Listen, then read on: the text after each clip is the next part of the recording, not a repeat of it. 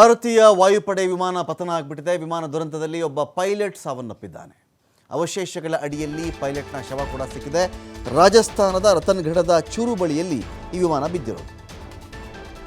ವಿಮಾನ ಈ ರೀತಿಯಲ್ಲಿ ಪೈಲಟ್ಗಳಿಗೆ ಒಂದು ತರಬೇತಿ ಕೂಡ ಆಗಿರುತ್ತೆ. ಅಕಸ್ಮಾತ್ ವಿಮಾನ ತೀರಾ ಆ ರೀತಿಯಲ್ಲಿ ಕಂಟ್ರೋಲ್ಗೆ ಸಿಗ್ತಾ ಇಲ್ಲ, ಅದು ಬೀಳೋ ಪರಿಸ್ಥಿತಿ ಬಂತು ಅಂತ ಹೇಳಿದ್ರೆ ಜನನಿಬಿಡ ಸ್ಥಳ ಅಲ್ಲದೆ ಬೇರೆ ಕಡೆ ಸ್ಥಳ ಇರುತ್ತಲ್ಲ, ಖಾಲಿ ಜಾಗ, ಅಂಥ ಕಡೆ ಅದನ್ನು ನಾವು ನಮ್ಮ ನಿಯಂತ್ರಣ ಕಳ್ಕೊಂಡಾಗ ಅಲ್ಲಿ ಬೀಳಬೇಕಪ್ಪ ಅಂತ ಹೇಳಿ.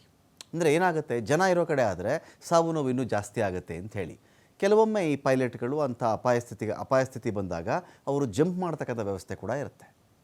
ಎಜೆಕ್ಟ್ ಆಗ್ತಾರೆ, ಅದರಿಂದ ಆ ಸೀಟಿಂದ ಎಜೆಕ್ಟ್ ಆಗಿ ಸೀಟ್ ಸಮೇತ ಅವ್ರು ಹೋಗಿ ಒಂದು ಪ್ಯಾರಾಚೂಟ್ ಓಪನ್ ಆಗುತ್ತೆ, ಅವರು ಸೇಫಾಗಿ ಲ್ಯಾಂಡ್ ಆಗಬಹುದು. ಆದರೆ ಈ ವಿಮಾನದ ಪ್ರಾಬ್ಲಮ್ ನಮ್ಗೆ ಗೊತ್ತಿಲ್ಲ. ಇದು ಜಾಗ್ವಾರ್ ಫೈಟರ್ ಜೆಟ್ ಅಂತ ಹೇಳಲಾಗ್ತಾ ಇದೆ. ಈ ವಿಮಾನ ಜಾಗ್ವಾರ್ ಫೈಟರ್ ಜೆಟ್ ಅಂತ ಹೇಳಲಾಗ್ತಾ ಇದೆ.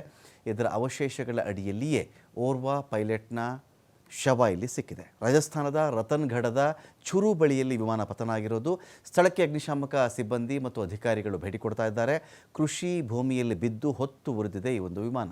ಚೂರು ಚೂರಾಗಿಬಿಟ್ಟಿದೆ. ಇದು ಒಂದೇ ಕಡೆ ಇಲ್ಲ, ಇದು ಚೂರು ಚೂರಾಗಿ ಬಿದ್ದಿರುವಂಥ ಜಾಗ್ವಾರ್ ಫೈಟರ್ ಜೆಟ್ನ ವಿಮಾನ ಇದು. ದುರಂತಕ್ಕೆ ಏನು ಕಾರಣ ಅಂಥೇಳಿ ಇನ್ನಷ್ಟೇ ಅದರ ಬಗ್ಗೆ ತನಿಖೆ ನಡೀಬೇಕಾಗಿದೆ. ಸುತ್ತಮುತ್ತಲ ಗ್ರಾಮಸ್ಥರೆಲ್ಲರೂ ಕೂಡ ವಿಮಾನ ಬಿತ್ತು ಅಂದ ತಕ್ಷಣವೇ ಹೋಗಿದ್ದಾರೆ. ಅನೇಕ ಬಾರಿ ಅಕಸ್ಮಾತ್ ಯಾರಾದರೂ ಜೀವ ಸಮೇತ ಇದ್ದರೆ ಉಳಿಸುವಂಥ ಚಾನ್ಸಸ್ ಕೂಡ ಇರುತ್ತೆ ಅಂಥೇಳಿ ದೌಡಾಯಿಸ್ತಾರೆ.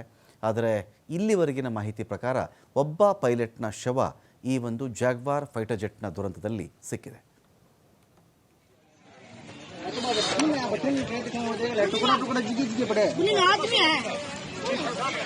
छोटा छोटा टुकड़ा है, बाकी कोई बड़ी चीज तो एक महीने दिख रही है।